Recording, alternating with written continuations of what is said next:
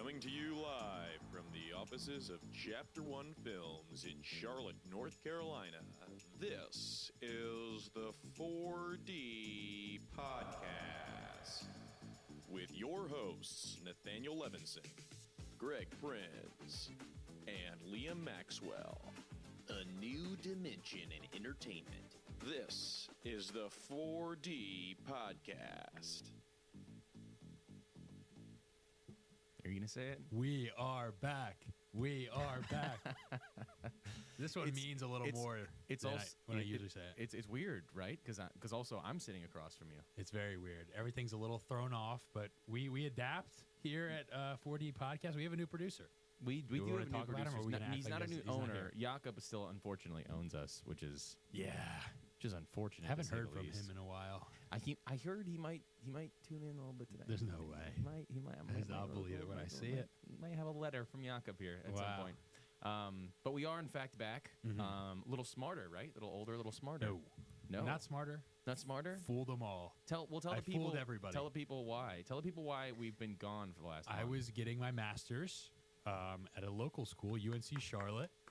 Big Hit him with milestone. the horn. Hit him with the horn. Hit him with the horn. I had to grind, Believe me, I would rather be doing the podcast. You'd rather be doing the cast. Boy, would I. There would be Tuesday nights where I'd be slammed studying. I'd be like, wow. I wish I was just talking nonsense with both of our fans. I missed the boys. But we finished it, and I'm back, man. And it feels good. We are back today. Nathaniel under the weather. So I am out on the sticks, as it were, and we do have a new producer, Marko, who's behind the helm. Did he cut to himself? He is. I did cut to myself. I don't know anymore actually because I'm not controlling that side, so I actually have no idea what's going on. What if that just puts it at himself the whole time, just is on there, just chilling.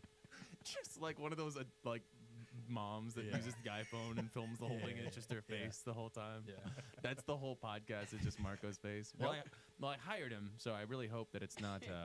He's not that. He might lose. He might lose both a producing role and a job. He's taking a lot of money from Chapter 1 Films, so I certainly we're happy hope. To have him. No, it's cool time to be alive. We have Liam graduating. Marko recently moved here to Charlotte. He now works for my video production company, Chapter 1 Films. He's excited to be a part of the podcast. He did his due diligence. He did his due diligence and watched one of the two movies we'll be discussing today. Nice. And the audience is unaware except for the title. So you should be aware. If you're dyslexic like me, you have no idea what we're about to do. So I'll tell you, we're going to be talking about The Accountant 2, which is exciting because we've talked about the first Accountant on the show. Yeah. And we'll also be talking about Sinners. Two very different movies, both in theaters, so we got the whole theater experience. Yeah. I'm excited to get into it. So we'll start with The Accountant 2, and we'll try to.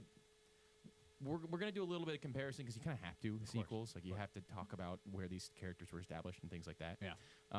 But I'll give kind of just like a sweeping overview, and then we'll get into it. If that's cool. Marko, this is the one that he watched, so we'll be able to discuss a little bit more. Yeah, it's going to be a little bit different than when you're describing it. I won't know anything about The Sinners. Literally nothing. I watched the trailer today. Really? That's it. You hadn't heard things prior? Nothing. Interesting. I feel like so much so to where he called it The Sinners instead of just Sinners. From my perspective, it felt like Sinners was taking the movie world by storm. Did you feel that way as well? People were excited about Sinners. Yeah, but more so than they have been for an original movie in a long time, I felt. But people have gotten hyped about movies before. For sure, but I feel like they were usually like Marvel. Sure. This is an original movie.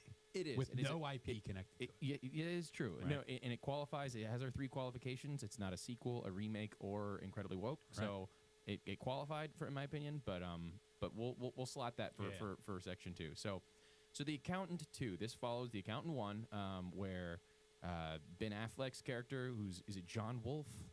Is it something Wolfson? Chris Wolfe. Christian Wolfe, there we go, thank you. was an accountant for kind of the mob, and he's kind of like one of those good guy, bad guys where he's doing a lot of things for bad people, but he's also kind of stopping some of the ones that are really nasty. This is him from the first movie. And so the second movie, we find him kind of doing more accountant things. It opens with a very humorous scene where he's in this speed dating thing, and he's like figured the algorithm out because he's just a master accountant, and he's figured out exactly what he should do to optimize his options. And of course, he doesn't like any of them because he's really awkward. The movie proceeds on, and the big, like, the whole point of this movie is that the J. Jonah Jameson character, sorry, Jameson. I think it's the only reason. Ray King, as it were, who has kind of been like the operative in the, what was his official title that the girl now Director. has? I mean, he like worked for the government, right? Like he was very above board. Yes. Well, what was the title? It was director of something. I can't remember. Okay, so he's a big how-to-do in the government, and he's just kind of been getting fed all of these big cases via Christian Wolf's disabled friend, who's in the house full of disabled people, and they're like super geniuses on their computers. So he gives up his job to this girl, and now the movie starts with him being virtually assassinated by some people, and he was in the middle of this big case, and that is what you're entered into. You're like, what is this case? What was he chasing? You're kind of putting the pieces together. It's about a family. It's about a mom and her husband and their son, and where did the son get taken? And so you're kind of pulling on all these threads, and eventually it makes it to the end where you find out the mom had like facial reconstructive surgery because she got in a bad accident, and she also forgot who she was and became a superhero via brain damage. And then and you find out that the kid is being held in a camp where they were, I'm not sure what they were doing to the kids in the camp, but they find the camp in Mexico and they get the kid back also. And that's kind of like the movie. He meets up with his brother to do this. That's a main difference, I would say, between the first. Is way more Braxton, right? Who's played by John Bernthal in the second one. Very much like the marketing was. The movie is 100% just about Ben Affleck and what's his name? The actor Braxton. Bernthal, yeah. So the girl that takes over King's job, she's the one that comes to Affleck. It's like, hey, we can do this together. And he's like, let me get my brother. She doesn't like that. Yeah. She kind of backs out. Then she comes back in because she's like, this isn't exactly legal. You guys are kind of beating people up. You get a lot of funny, goofy, some action all throughout the middle, but it's a pretty simple plot. I mean, they're just trying to figure this out, and they figured it out by the end. So I want to hear your thoughts first, Liam. I kind of know a little bit of Marko's. We've been keeping it vague with each other. We haven't been talking about anything serious, but what are your thoughts on it? So the best parts of the movie were Bernthal and Affleck. Yeah. Just palling around. It was great. I love the chemistry between them two. I could watch movies of them two for days. The plot escaped me, to say the least. Dude, the movie's ridiculous. This might sound bad, but like, I understand that they were helping kids, right? Which is cool. That's morally, that's great. But like, why? Good. Why that kid? He wasn't special, right? Well, was he? Were they trying to make it seem like he was also like I think that was super brain? I think that was supposed to be a twist, but I don't think that was hammered home well. It definitely was not. Yeah. It absolutely was not. So this is my big problem with the movie. It really fell off, unfortunately. So I'm with you, and I think everybody really is. The scenes that they're together in, very charming. Awesome. You could watch them banter back and forth. Yeah. It's very fun. But the actual movie itself suffered so much because what started as movie one being, this is a normal kind of mob action movie, but the interesting part about it is that this accountant guy is a high functioning autism. Yeah. So that makes him kind of awkward, but he's still such a badass that it just kind of works. It's goofy, but he's still a lot of action. Right. He's charming because he doesn't really know how to talk to this girl, but he clearly likes her. This is the first one. Yeah. And then you kind of find out at the end, and this was one of my few problems at the end where I was like, is you find out his little eye in the sky that's keeping track of everything is just his also autistic friend who's like super low functioning autistic, like can't speak at all, who's in like this house for kids with special needs. Yeah. And she's there like hacking the government. And that's where he grew up. That's where he grew up. Right. So he met this girl through right. that. So they're like best friends. Yeah. And I thought that was the only part of the first one that was like, that's a little silly because they took great links to make the first one seem pretty grounded. Yeah. Like they're like, hey, this is actually him training. This makes sense that he can do these things. Yes, there are things, Rain Man. We've gotten movies like that, Right. and there are people like that in real life who have, you have autism, but it gives you some advantages as far as the way your brain processes things. I felt like her character was just kind of like, oh, and also it can just make you hack the government, Right. and I'm like, and like the Pentagon, and like all these things where you're like, all right, Yeah, it was insane. well, like even if you're this smart, your compute, like there's just so many different things to connect. And that was a lot of the movie. So if you didn't like that tiny aspect of Right. the first movie, that was a bulk of this one. In the first one, they didn't go that far into the whole Right. hacking and this and that. Right. She was more so just like an eye in the sky and setting things up, like setting up names for them, aliases, and all that Yeah. stuff. Yeah. It was very like rudimentary. Right. In this new one, it is so outlandish. It's comical. It's so comical.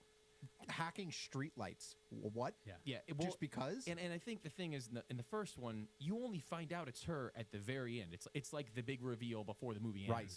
Right. And again, I was like, oh, it was a little silly, but it didn't take, because you get 99% of the movie. That's great. Right. This one was like, let's take that 1% and let's actually make that the majority of the movie. Yeah. And let's, instead of just her, let's make an army of teenagers that are also, like the scene where they're all sitting there like laughing with each other, hacking, Like into, challenging each other, like who can hack in I quicker.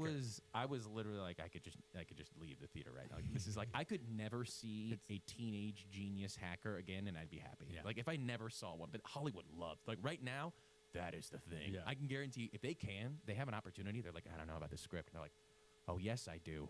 Put a teenager who can hack things in there with a beanie, and then we're gonna be fine. Uh-huh. Like, and that just magically fixes everything. Because just watching those scenes made me, I don't know, just Although made me you so mad. You didn't need it.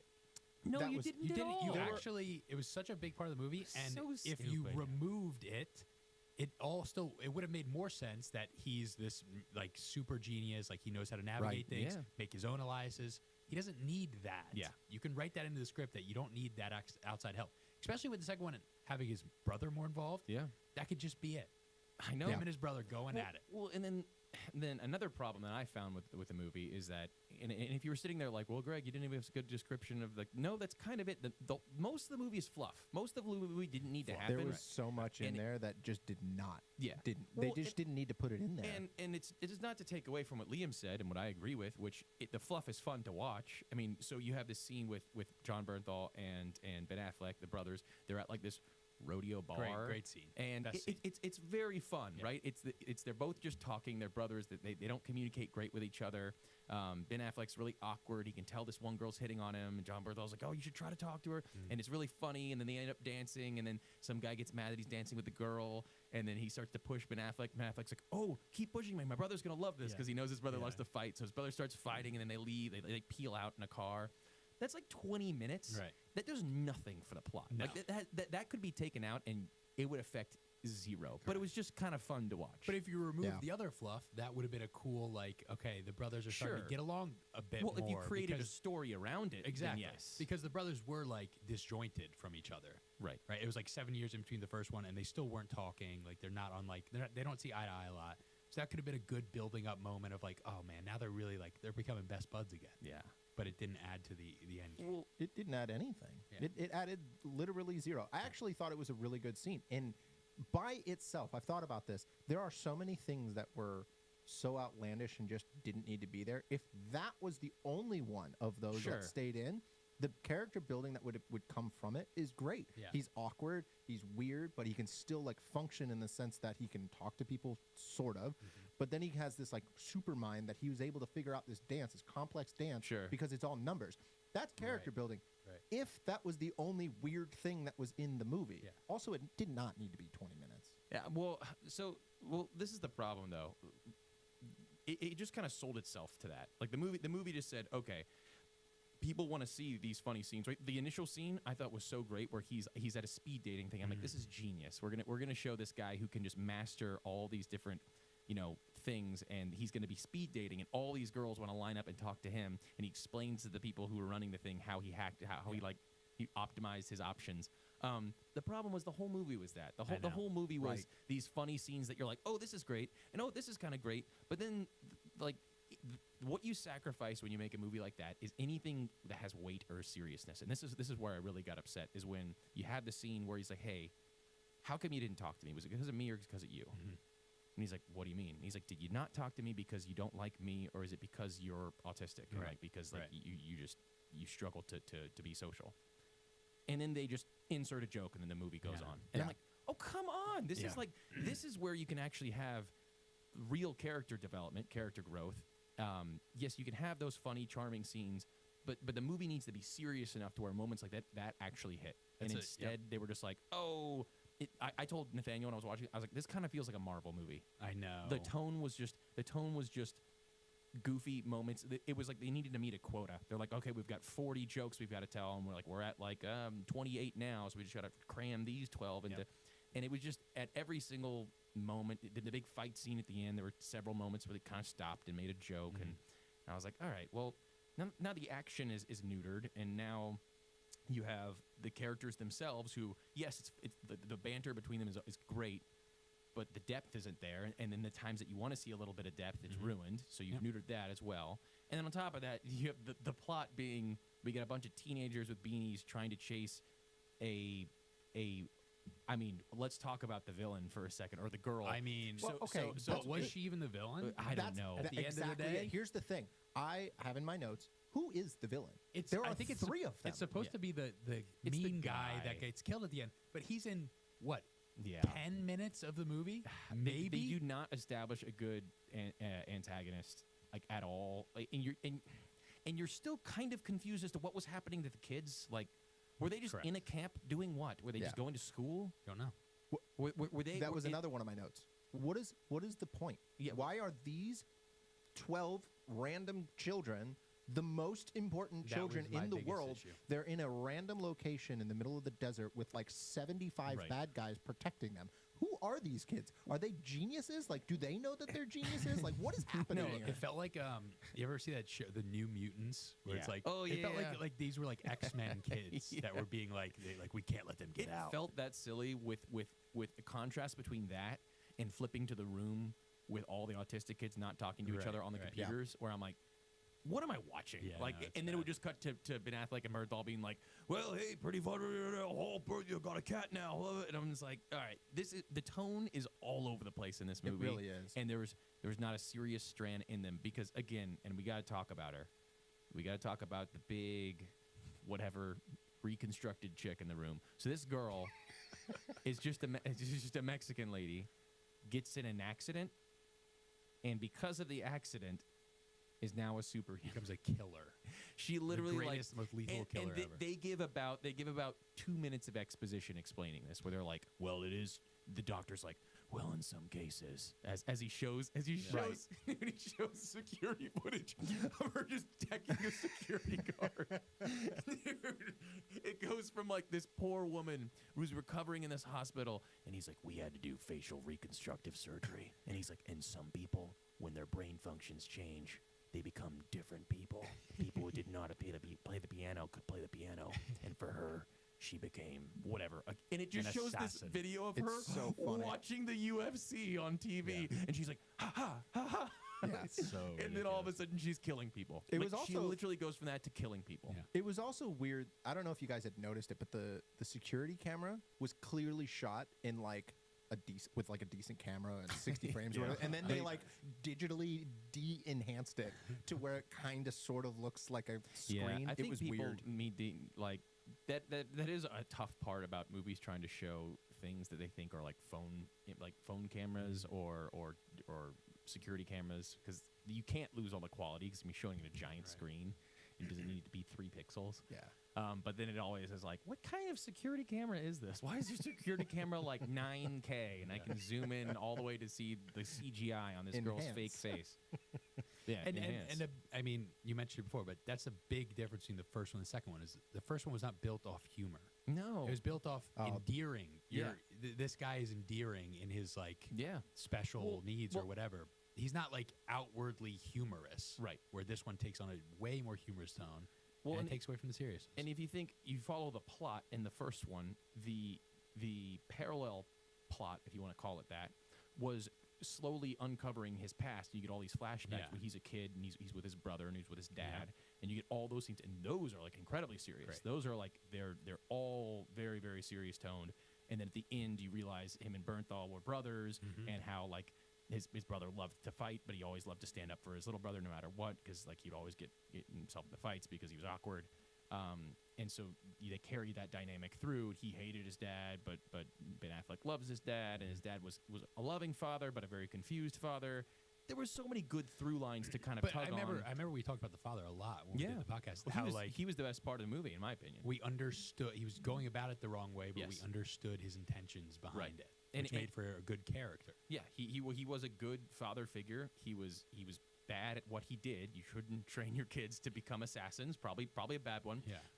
But you can understand that he's just confused. That in his mind, he's doing it because he's like, oh no, I need, like, the world is really tough. I Right. need to show you that like this is how I'm going to keep you safe. And at the end, he steps in front of a bullet and kills himself for his kids. So like he is a loving father. He's confused and he's doing it the wrong way. But that's what makes an interesting character. When you're like, hey, I believe that you actually are thinking that you're doing the right thing. You're not, right? The Thanos thing, where it's like, hey, he's convinced that he's saving the world by but he's a psycho. He's wrong, but I can totally understand his character. And there were no characters like, I mean, the movie didn't even let itself get serious enough for me to consider characters like that. Right. I mean, the girl character was completely back and forth. How she's like, I can't do this. This is against the law, and she pieces sucked. out of there. And then Yeah. she's like, I've got to do it because it's the only way. And she goes back into it. I'm like, what do you like?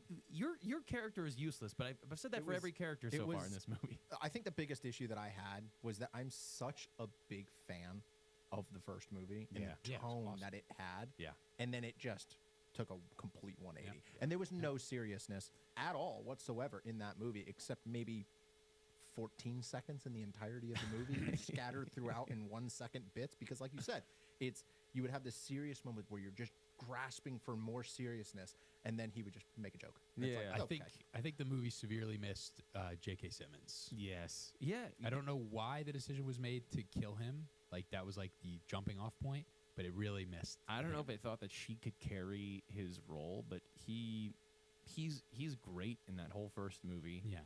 And he's a very like it's hard to describe, but like doing humor you can do humor to where it's like you expect that character to make that joke. Like Right.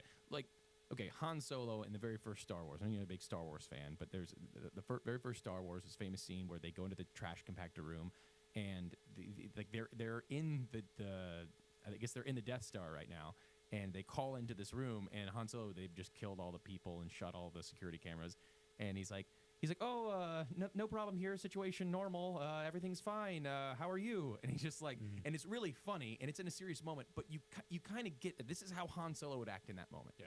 And so it doesn't necessarily take anything away, because he is that character who he's going to try to talk his way out of everything. Even if it can't really be done, he's going to try. And he's just like, situation normal, big reactor leak, don't come. And it's a very funny scene, even though the tone stays very serious. Like Luke Skywalker's going through all the different rooms to try to find the princess, and he finds her while Han Solo's trying to stall them. So you get the humor, but you get the seriousness about it because that's a character that does that.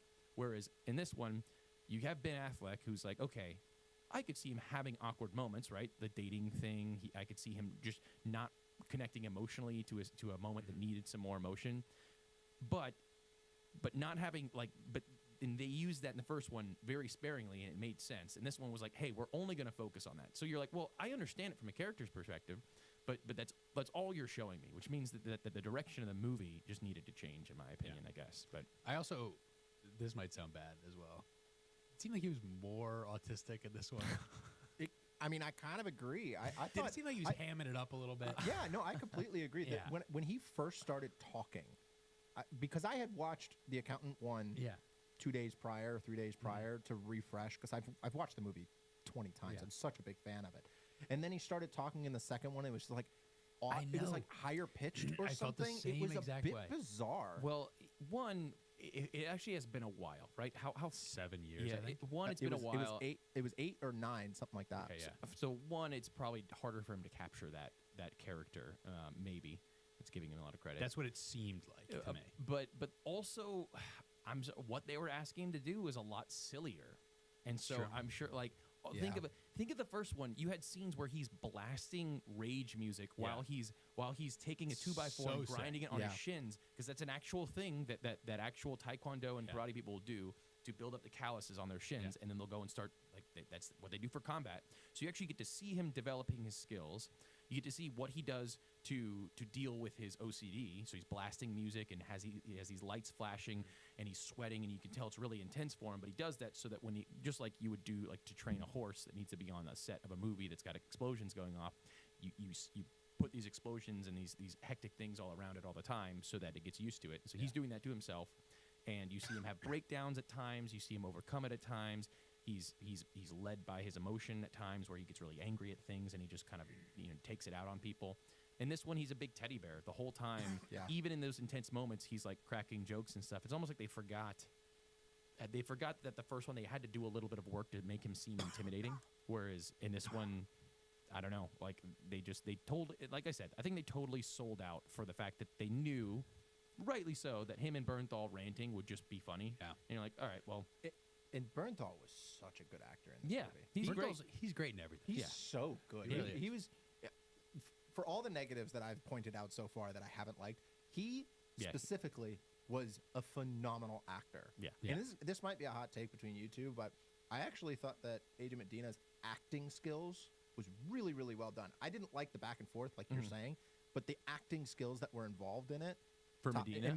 For Agent Medina, the main. Yeah, I mean, it's Yeah. not a lot to contrast against within the movie, because Ben Affleck, again, is like, he's a caricature of himself, so it's kind of hard. Yeah. It's like, Maybe. and like you said, I feel like he didn't capture it as well as he did in the first one. He seemed a little more goofy and weird. He did. And then all the other ones you have to compare it to are the room full of mute kids that whatever, and then Yeah. you have the girl who had facial reconstructive surgery, which could have acted however she wanted to, and I'd have been like, maybe that's how people that have facial reconstructive surgery and turn into superheroes act. I don't know. I've never met one. No basis in reality. Yeah, so. exactly. That's exactly the problem. Is like, well, when you're a character that's not based in reality, when you are, you had head trauma and now you can kill people.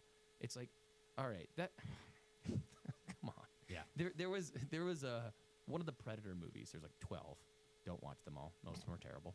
But me and Nathaniel. I don't think will. I've seen a single one. Does Does Aliens count? No. Okay. But, So then I haven't seen a single one. No. So Predator 1 and 2 are like classic like action movies from like the 80s. Like it's just kind of fun watch. But then they made a whole line of them they're just silly.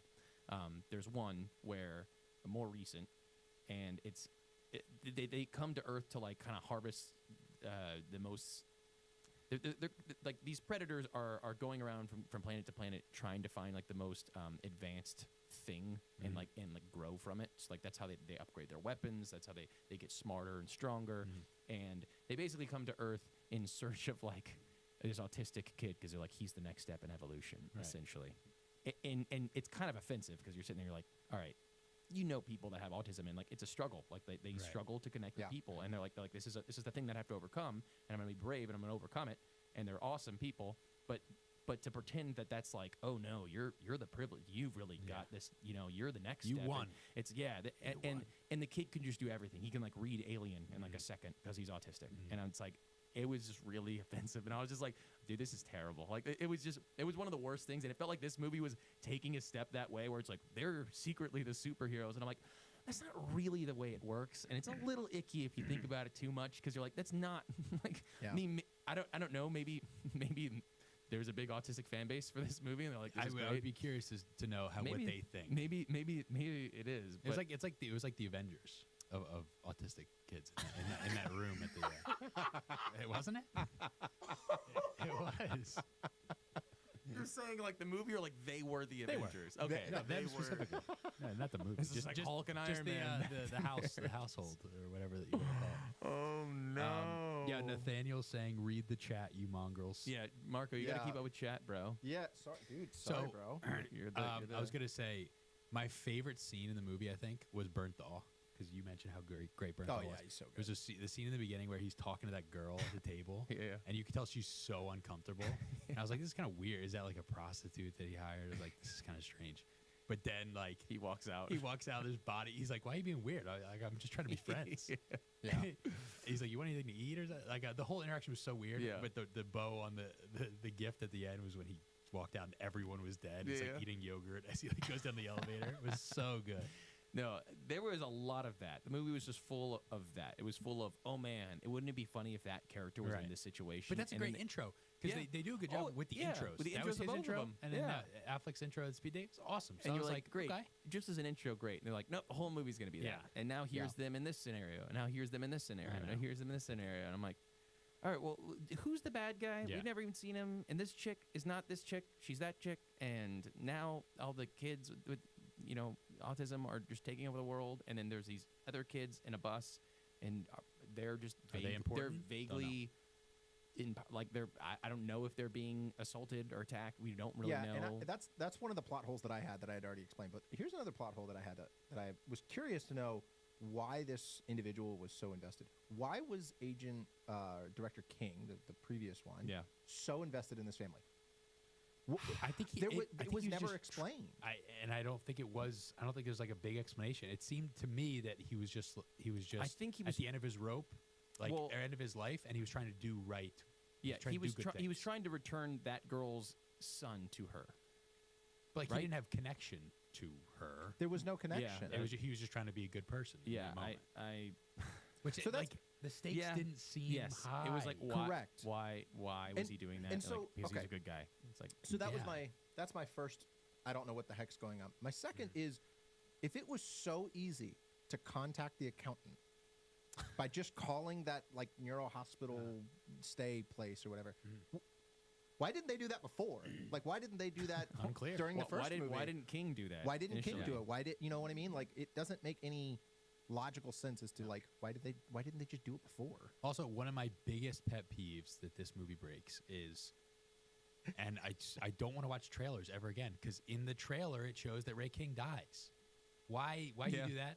Why you do that? I don't know. I've started I saw the trailer for Nobody 2, Yeah, I saw that it came out. and I was like a minute into the trailer and I just stopped it because I'm like, oh my gosh, I kind of want to see the movie. Yeah, It's like- sure, and yeah, I, first one was good. like the trailer just kept going, dude. Brutal, dude. It was like 3.5 minutes.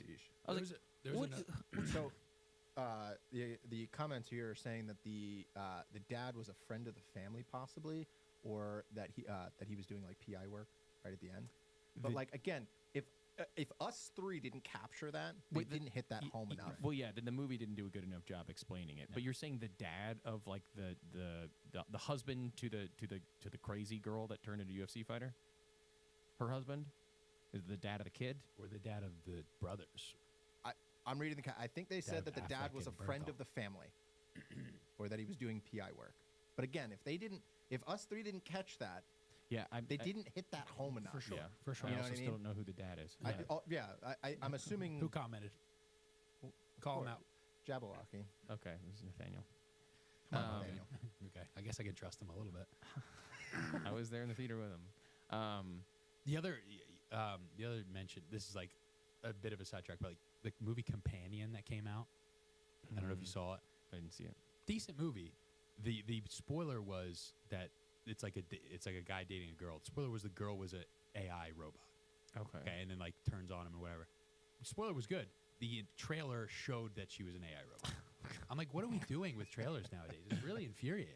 Trailers don't know how. I have like a list of my favorite trailers ever, and like they're all very vague.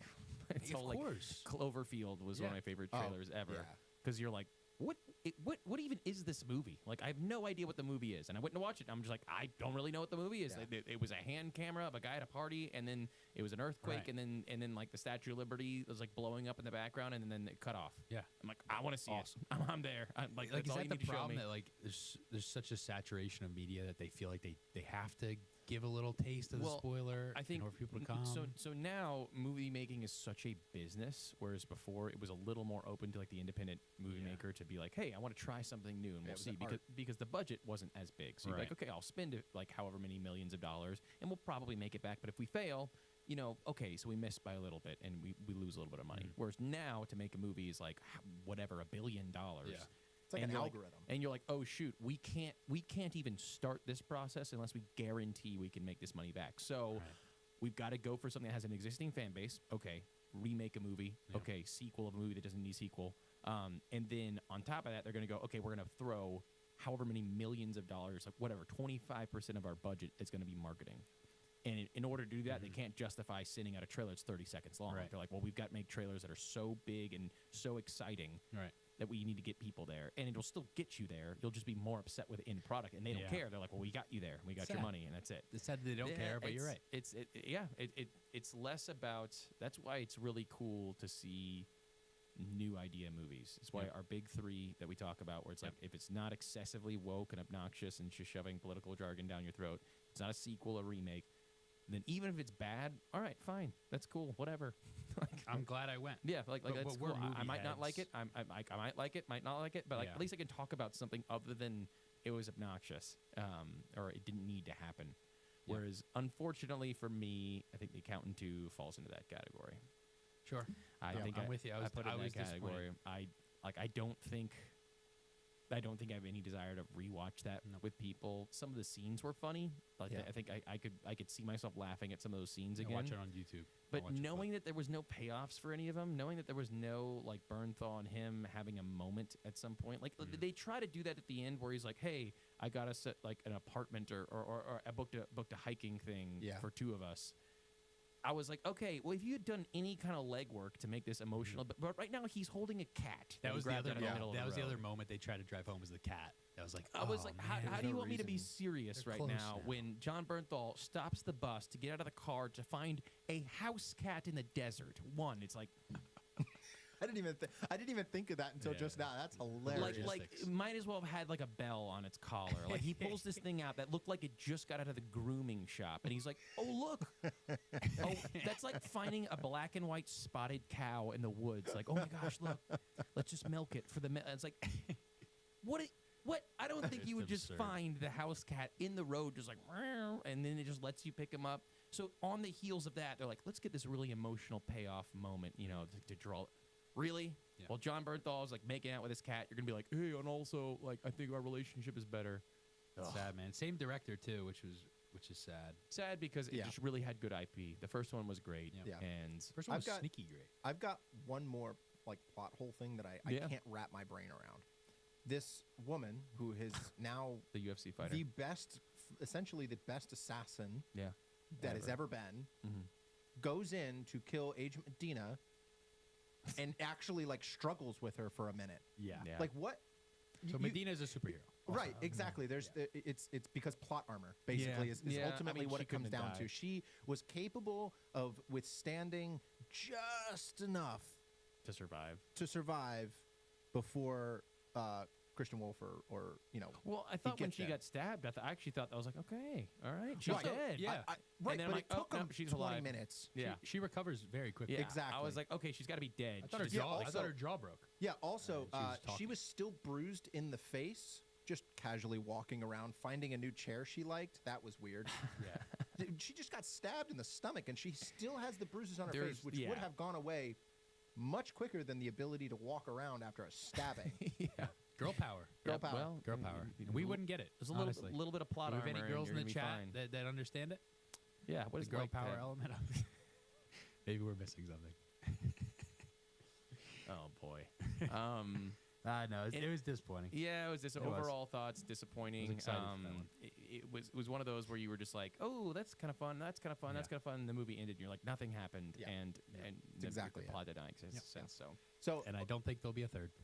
no, I hope Hopefully not. not. I really hope I not. don't And think it the, could the do. crazy thing is that they set up a second so well with the new director and the whole like the whole handing of the torch off. You know what I mean? Like there was such an opportunity. yeah, Yeah. for her to be the, new the thing next and Yep. director working with the accountants, almost like the Blacklist, the show Blacklist, where they Mhm. have this insider who's constantly giving them bad guys to take down. It's the same concept. Mhm. They could have done such a better job. They missed the mark on this, Yeah. unfortunately. they sold their souls Yep. for the. It's exactly it. Yeah. They sold their souls. And the other interesting part that one set up was Bernthal wasn't really in one yeah, a lot. yeah. Oh, yeah. I think they Yeah. So it's forgot. like, oh, let's flesh out Bernthal a little bit. Yeah. Exactly. That's exciting. Yeah. He's going to be in it more. And Bernthal's awesome. He's one of the Yeah. best actors going. Yeah, I do think that he hits hard in pretty much everything he does. So All right, so Rough go. Rough yeah, go. last thoughts were just that just a miss, a swing and a miss on some good potential. All right, well, we do have another movie that we'll be talking about. Boy, do we. So before we go too much further, this is one that I have not seen at all. Okay. I saw the trailer this morning. So I'm going to sit back and I'm going to ask probably a lot of questions. Please do. Because if I don't understand the plot, you're going to have to explain it a There's little bit. a lot to unpack here. Heard. There's a lot of themes. There's a lot going on in this movie, Yeah. and I'm not quite sure. Like, I have questions still, and Yeah. I don't know if Marko will definitely not be able to answer them. Perfect. Yeah, But, I uh, won't because I don't ask questions. I sit back and I enjoy. Oh, you're already I setting enjoy yourself. cinema. You're already, You know, dude. Liam is already Sue digging me. his self in, so he's Sue like, me. "Don't ask me questions. I like it. Like, just Sue me. don't ask me why Great. I like it. I just do." fun. How about those vampires? Huh? I mean, okay, so I'll give a brief synopsis. If that's okay, unless you want to. No, you got it. Okay, so this is following. What time period would you call this? 1932 Mississippi. Okay, there we go. 1932 It's very Mississippi. specific over there, Liam. So we're kind of in the heart of racism and kind of a yucky time. We have two twin brothers coming back to their home roots Yep. from Chicago. They were kind of wheeling, like from what you can see, they're wheeling and dealing. They're coming back very nicely dressed. Yep. It is Michael B. Jordan and then Michael B. Jordan. He's playing both They characters. worked for John Gotti in Chicago. They mentioned that a couple Okay. times. So, Famous yeah, mobster. So real quick, when you finish your synopsis, I do have a question from the chat. So, Okay. but Is it on it'll account be, 2 or Sinners? It'll be on Sinners. Okay. Yep. So they come back. They're kind of gangstas now, and they're planning on starting up a juke joint, which is essentially like a casino club. Like it's where you dance and have drinks and you gamble. And this is kind of clashing against some of the more religious culture that's going on there. There's a specific character. His name is what's his name? Which guy? Main character, kid, blues singer. Oh yeah. Sammy. So you have Sammy, who is the son of a pastor, but he also loves to sing the blues, and there's that contradiction there because the dad doesn't really like him to sing the blues. He's like, I want you to come in here and help me with church. So he kind of goes out, he meets these two guys who are his cousins, the twins, which is Smoke and Stacks, which is kind of funny. Those are their names. So they hang out with Sammy, like, oh, Sammy, like, you've grown up, and he plays a little bit of the blues for him, and they're like, oh my gosh, you got to play at our club tonight. So they're like the beginning part of the movie is them going around town trying to acquire people to set up this club. It's like, hey, can you come and cook for us? Hey, can you come and and bartend for us? Hey, can you come and play some music for us? And they kind of acquire all the pieces and they get everybody. Hey, can you come and like bounce people at the door? All right, cool. So they get this. That's a long time in the movie. Yeah, too. it's about half the movie, maybe a little Yeah. more than half the movie is them kind of going around. You find out that one of them has this past with a white girl, and she's real like hardcore. But she's like, 1/8 black. one. It's an important note. quarter black. Quarter black. Less than. Yeah, less than. Yeah, 1/8 black girl comes up, and so she's been with Smoke or Stacks. I don't know which one for a while. Stack. And there's some history there. She's a married woman now, but that doesn't seem to matter to anybody in this movie. There's another married woman who hits on Sammy and doesn't seem to matter at all. And then there's the other one, Smoke, right? Smoke The other has one's like, Smoke, yeah. has like what seems to be like an ex-wife that they had lost a child, so that probably created a divide, and there's a little bit of tension between them. He comes back and sees her. He admits that he misses her. This loving moment where then they have sex in a shack, and it's very sweaty. Yeah. So adorable. then they acquire their people and they get ready for the juke joint, and it opens and they're having fun. But then you find out that it's a cutaway scene. You find out that there are vampires, and there's a vampire guy, and he bites a couple of people, and then those people show up to the juke joint, and they're 3 white people, and so they're like, are you sure you're at the right place? Because it's still a little like this is a time where like that's not super cool. It's like all black people in the juke joint except for 1/8 black girl, and then a couple of Asian people. Yeah. And it's this happened halfway through the movie? halfway through the Yeah, movie. yeah. They halfway didn't introduce the vampires until halfway There was maybe through one the cut movie? scene about a fourth of the way through the movie with just standalone, just the vampire being introduced. Well, I will say the opening scene is a bit ambiguous. The opening scene is the day after everything happens. I see. And it's Sammy all torn to shreds with blood all over him Yep. and a broken guitar coming back into his dad's church, and he's like, "I told you that you need to like leave this life of sin behind you. Yeah. Like it's gonna follow you, son. It's Basically, gonna follow you. mentions the devil. Yeah, mentions Okay. the devil, and he's like, like the devil's gonna come for you if you Yep. keep doing all this. It's gonna follow you home someday. And then it cuts to says the day before, and then you get all this. So you get this idea that there's some nastiness going on. These three white people show up. They play music. Actually, great musicians. Awesome. All the people are like, "Wow, actually, really impressed." But they're like, this is a little weird because if you seem nice, but then if you come in here and somebody looks at you wrong or steps on your foot, it's going to be a whole big thing, and we have to start shooting people. So they say you can't come in. Then they kind of go out there, but you notice, like you already know as the audience that these three people are vampire, like or at the very least are like demons or something. You're not quite sure they're vampires yet. Eighth black girl goes out there to see because they need money because they're kind of losing money so far in the night, which is it's kind of silly that they find out like just a few hours in they're like, that's it, we're losing money, we can't do this. Yeah, And can't I'm they like, just wait it out a couple more days? that's literally what I was like, wow, it's pretty quick to Maybe pull. they'll go they're like, green. we're done, we're out. We're And so they were literally like, well, maybe we can get those three white people in here and that'll change. And I'm like, is that really gonna? Sorry, I'm not gonna get my critique yet. Sure. So you go back up there. You find out that they're vampires. Long story short, one eighth girl gets bit. She sneaks her way back in because you think that she's just the same, but then she starts biting people. She kills one of the twins, and then everybody who becomes a vampire has to be outside of the juke joint, and they can't go inside unless they're invited in. So they keep trying to get invited in. And that's a vampire trope, from what I'm aware. Is that? Yes, Is that? it is. Okay. That I do know. That it's one of the things. There's like little The salt rules? around Yeah. salt around your place, and you're not allowed in unless you get invited in. This is a normal vampire Okay, thing. I didn't know that about vampires. So that whole thing, I was like, is this a metaphor for something? But so they literally could not come in unless they're invited in. So slowly they're becoming more and more out there because some people are just exiting and not realizing they're vampires outside. You find out they're vampires because the Stack's wife, or is it Smoke's wife, the one who's like who he actually had married and had a kid with, and that Smokes, woman, yeah. who's kind of like your old school kind of Louisiana bayou Gypsy kind of gypsy-esque vibe. Like she carries certain things around her neck She that believes in supernatural elements yeah. of So life. she was like, oh, these aren't demons, they're vampires. And so she identifies it and starts throwing garlic at them. Garlic. I thought it was salt. Either way, point is, They all have to eat a clove of garlic to make sure that they're not vampires in the room. That was an interesting feature to show that that they were actually thinking about that. And then one of the girls gets like irritated enough, invites them in because her husband's out there and she knows he's dead. So she's like, screw it, let's kill these mother effers because they threatened her daughter who's like off in town. So then they come in, there's this big old fight. All the vampires come in, all the people are killing them. They got wooden stakes and all kinds of stuff. And then most everybody dies. Yeah, they're severely outnumbered. Yeah, by the vampires at this point. they die, and they're all coming for Sammy because they've heard Sammy's music. There's a main one, he's an Irish one, and he's coming. He's like, hey, I've heard your music and I want you. an Irish black dude. No. The vampire.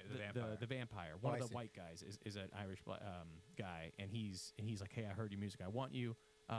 And it's a little vague, but there's this weird dynamic of some of the people that get bitten and turned to become a vampire are kind of like, hey, this life is better. You should kind of join it. There's a little bit of a like, hey, come on, guys, like, just let us bite you. And so it's not just brutal. Like, they're not mindless. Like, they're kind of themselves. They're kind of not. Right. They act like they want what's best for the non-vampires to be like, no, seriously. Yeah, like, they're this is basically great. like, hey, this world, like, come on, like, aren't you, like, there's no more pain over here on this side of things. Yeah.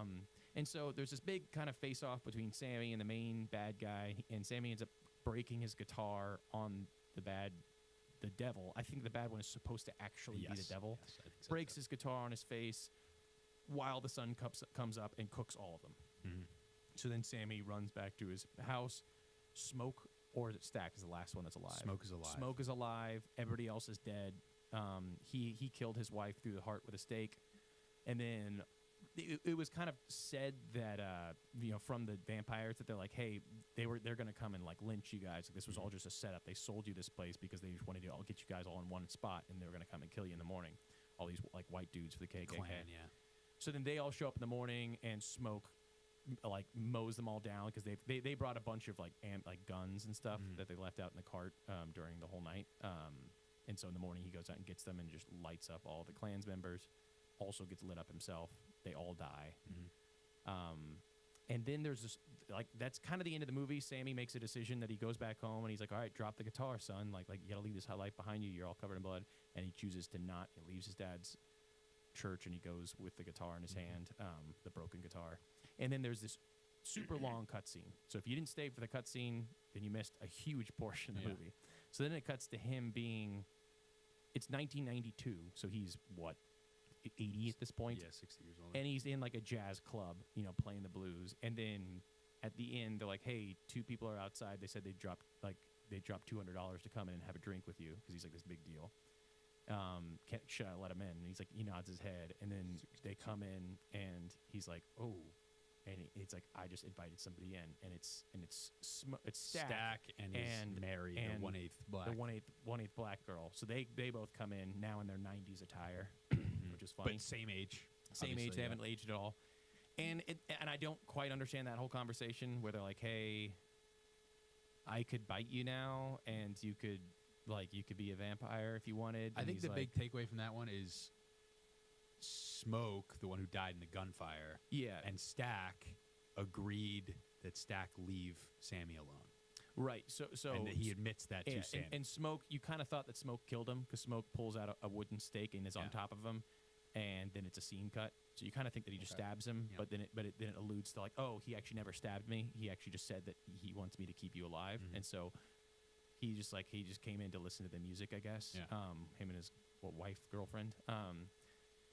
And then he just talks about how nice it is to not have any pain and to just be walking around all the time. And then the guy's like, no, I'm fine. Like, I think I'm done with this world or whatever. And then he just admits that he's like, but wasn't that one day before the night happened like the best day ever? And he's like, yeah. And then he talks about, I guess Stack talks about how wholesome it was. Last time I saw my brother, last time I saw a sunset, because he can't see the sun anymore. All this stuff. And then the movie ends. Yeah.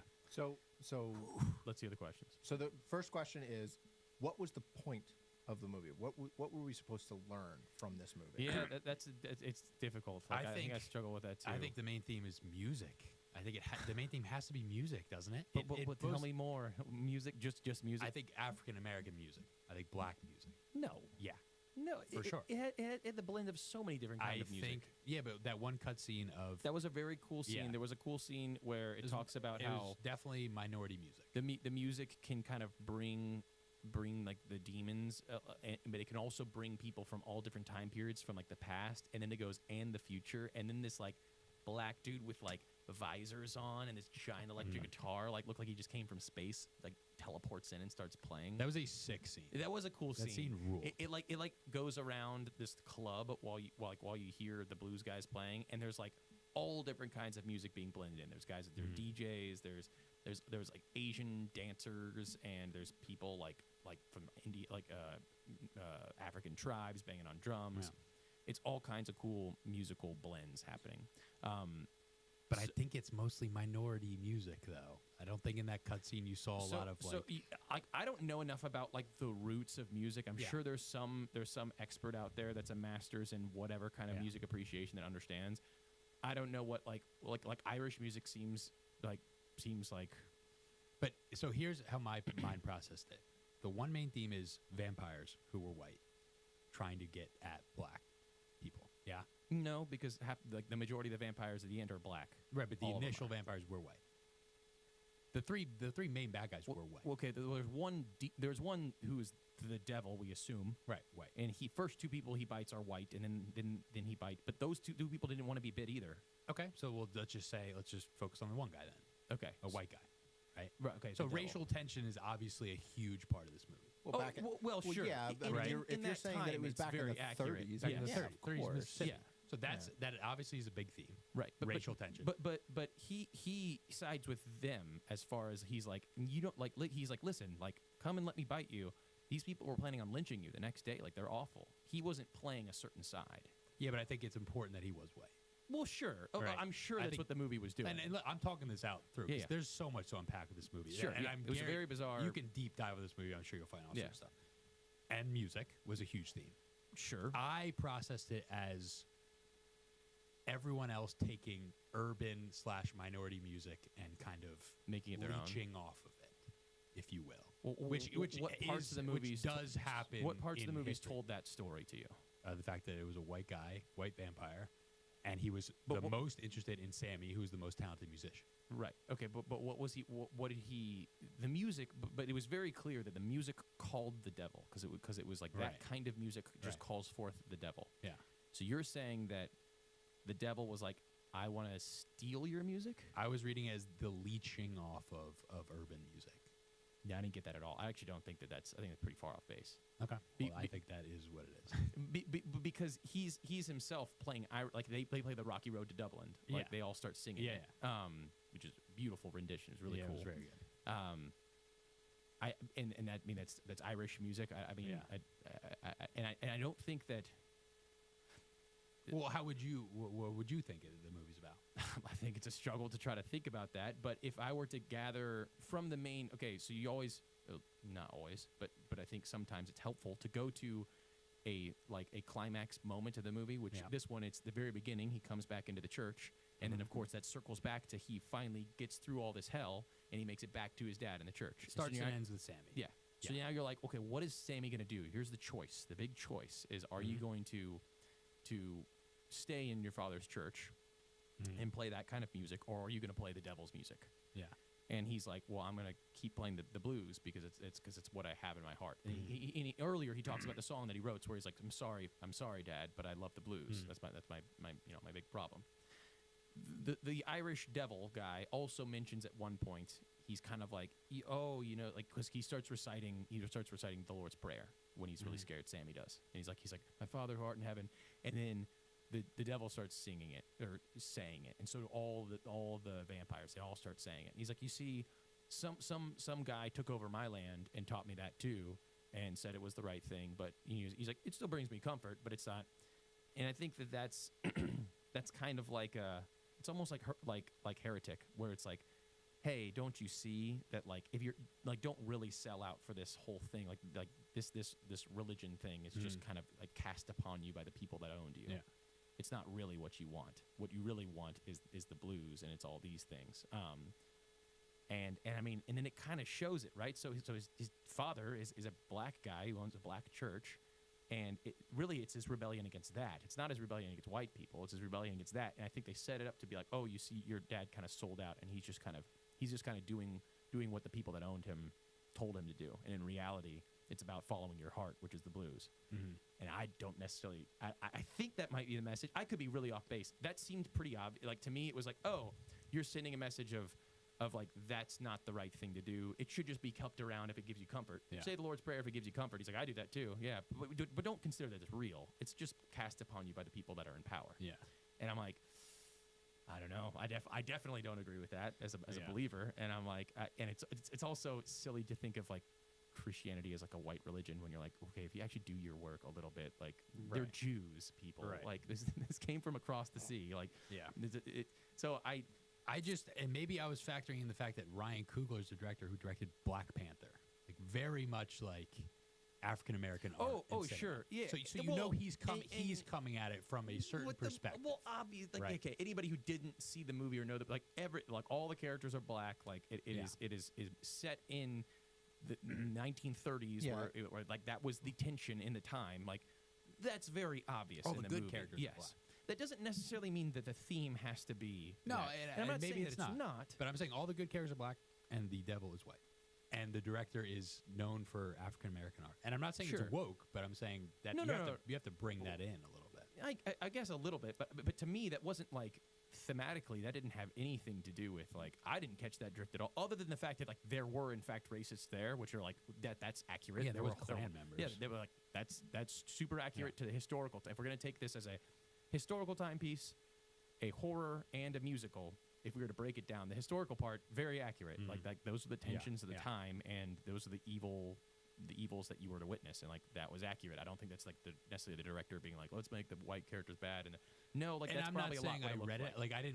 I wasn't appalled. I was like, oh, it's No, anti-white. I'm not Because saying it wasn't. No, and But I think it was in the time period that Coogler decided Sure. to film this. what you were saying, which It's is where it's huge. about the maybe prostitution of black music, and saying we're Yeah. going to take that and make it our own, which you'd say that like Elvis is the big example of that, where he took a music brand that wasn't very popular, but now everybody's like, he's the king of rock and roll. Yeah. Is there a question in the chat? Yeah, so I'm assuming there's some sort of a Native American individual. Oh, there are some Native Americans that show up. There was a specific one that apparently vanished. Where did he go? Was that the ones hunting him initially? Okay, yeah. Okay, so I'll add this in. There's a very brief moment. I appreciate, I assume Nathaniel chiming in. Yes. So the devil at the first time you see him, he's running out of like the sunlight's coming up and he's running and he's burning and he runs like towards this house and he gets to it and he falls down and these two white people open up, their clan members, and they're like, "What do you want?" And he's like, "Oh, I'm being chased. I promise. Like I'll do like what." He's playing the victim and he's like, "I just need to come in. Like I'll give you money or whatever." And then they let him in the house, and then it's this like crew of Native Americans come up and they're like, "Hey, is there a man that you just took in? Because he's extremely dangerous." And the woman's like, got a gun on him, and it's like, "No, you can't come in here." And he's like, "I just want to let you know, like we're," and then like the sun's going down, so like we need to go. So like they all leave. And yeah, I mean, yeah, you're right. So they apparently knew this, and they were very well in tune. They don't show up again. They don't show up again the whole time. So interesting. Okay. And I have another comment / question. I have a question for it. When it comes to like vampires, a lot of times when you get bit from human to vampires, you still have the consciousness of your individual. You're just now a vampire. Sure. You have this urge to drink blood. Zombies is kind of different, where you're kind of completely different. You're dead. Right. One of the comments here is saying that it's not really clear whether you have the same soul essentially, right, or if you're a completely different person. Yeah, and that was made more difficult to understand by the end when you get Stack and Stacks, whatever, Stack or Stacks, and his girlfriend showing up at the end, because you're like, all right, so far from what I've seen, it has been like Marko was pointing out, that it seemed like when you were bitten, you weren't quite yourself. You were kind of taken over, like you all kind of shared memories. And you weren't necessarily the same person. You were kind of a part of like a hive mind. It's what it seemed like from one of my perspective. Maybe I'm wrong. And then at the very end, it was very much like, hey, I'm my own person. I'm just living my life now. And I've just, there's no pain. It's kind of nice. And I guess if I were to really follow that thought through, it means that him at the end, he was still, but then how did he fulfill his promise to stay away from Sammy? That doesn't make any sense. By not killing him? Yeah, but how would he be able to choose to do that when they're all operating on a hive mind? Well, they all died except for them two, right? The vampires. But is that assuming that they didn't bite anybody in those 60 years? Because like I'm just thinking about it from a hive mind perspective. It's just two of them. Well, maybe that changes things. But does everybody else now have their mind, and are they also still the mind of the Chinese couple? Don't know. Like the ones who have died already? Well, because my whole thing is like at the beginning, people would get bit, and regardless if they're friends or not, they just wanted to start killing people. Just wanted to start eating more people. Right. So they're clearly not like they're them nice, like they're nice selves. Like Stax wanted to eat his to bite his brother. Yeah. He's desperately trying to kill him, or I guess it's not kill him; it's turn him into this, and then to take him. Which I'm sure there's a metaphor there that I'm not quite understanding. There's so many metaphors here. Yeah, and like it doesn't even seem like it's about vampires. Is what I'm trying to get at. It seems like that's a metaphor in itself that I can't quite place my finger on. Well, look, this is the problem when the movie gets like so much slop thrown against the wall. It's like sometimes it's like a little too much, and I will give it that this movie at the very least is like it's tension and it keeps you entertained. Yeah. It really does. Like it's at the beginning you're kind of like, ooh, I wonder what they're putting together here. They're putting together the casino. Like it's a fun moment where they're like, hey, we need to go get this guy. He's the best pianist in the town. We need to go get this girl that can cook up all the catfish. We need to get this guy who can make the sign. And even though it's a long period of time, I am engaged the entire time. That was very cool. It was fine and fun, and then you get to the more exciting parts where actual things are happening. It's getting dark. The vampires are showing up. It's getting kind of creepy. People are getting eaten, and then it turns into more of a horror movie. So it turns from like a historical piece to a musical, which is like while the juke joint is going, it's like all these different kinds of blends of music are happening. You have the demons showing up, they're playing their music, then they're outside playing a different kind of music. So there's a lot of music going, and then it just turns into like ultimate horror at the end, which is just like it's effectively shooting zombies and vampires all over the place. But it ends with him holding the guitar still. Like I think the music has to be the main theme somewhere. But that's what I was saying, that I thought that the end was him making that choice to follow the jazz or the blues over doing, I think what the movie was trying to tell you, doing what you're told. So in that sense, do you think Remick, who's the main Irish vampire, Mm-hmm. like truly was looking out for best interests here. You know? Well, I think that the movie was trying to kind of wink a little bit and be like, "Hey, he's making some good points," you know? Like, isn't it? It's almost like so this is an important part, and we haven't talked about it. When Smoke dies, he stabs his wife in the heart with a stake because she says, "Hey, if I get turned, you stab me in the heart with a stake. You do it." So he does, and then he gets killed by guns, by normal things. Yeah. So he's just a dead person. And they're like together in the afterlife kind of Right. instantly, Right. and with their little baby. Yeah. Which is the Hollywood version of being like, hey, you're gonna go wherever you want to go, kind of thing. And I think that's probably the bigger message of the movie is like, hey, he reconnected with his roots, and like. It's a lot, man. Well, It's a no, lot, I and just like I think I don't buy into that style of Hollywood, just fluffiness where it's just like, hey, you know, like by all intents and purposes, he was kind of a nasty guy. Both of the brothers were, from what I gathered, they're gangsters. They're truly gangsters. They're Yeah, gangsters. They work for John Guy. They've Yep. probably killed tons of people. They care about money. They care about alcohol and all these things. Again, we can talk about justification for feeling that way all you want. We all understand that. But they've in turn become that to a lot of people, killed a lot of people, been nasty people. So I've got a comment here that's saying that it's about freedom, which I know sounds pretty broad, but based on what you're saying, it kind of sounds like they're constantly striving for that idea of freedom, having that desire for alcohol, having that and just constantly doing whatever you want, that freedom to do whatever it is that you want. Yeah, and then I guess it's an idea of like what is freedom, and that's another one that I would, that on a personal level I think was a swing and a miss, just because I think that anybody who's lived that lifestyle, I mean, like it's all the taboo things of like drinking, a lot of sex,